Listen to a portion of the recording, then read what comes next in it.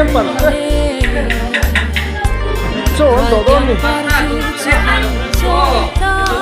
zo su ke ma ha ni lu de ni ya cái lu pe la wa ti si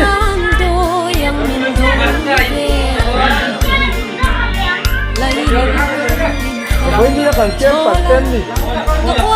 với in rin di isin ba ni so pasari sang di samhu kahi ani ipiang thap tem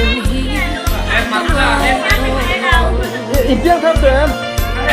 jadi karon la ni ipiang thap tem nang ni ipiang ni chen kardol với nào mà tiền đến tu le le gì lu zero le thì hắn tự dọn rớt đúng rồi hai bài trong tổng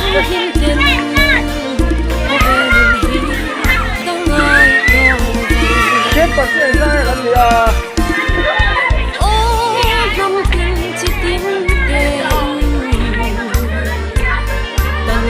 không cần theo vô kết quả trong với gì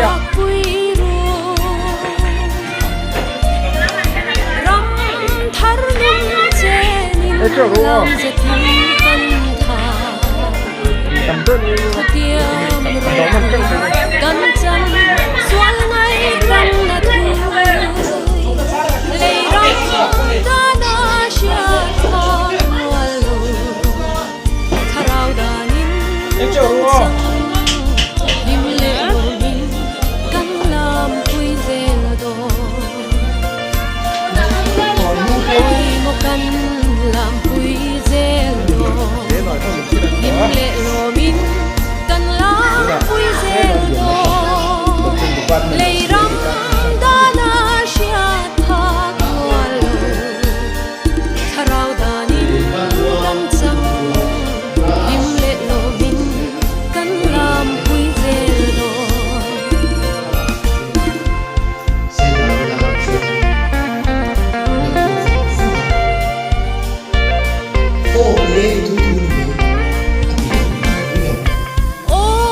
cung sang râu đê tui lên con môi ilo lăn hung xua lung du chen lê không vui chia cả ôm lo chút tin thu thu pha tên nung ngã lui cắm lòng gió là nghề xoay để là sáng la mình lần đêm ôi cánh trôi môi tô ấm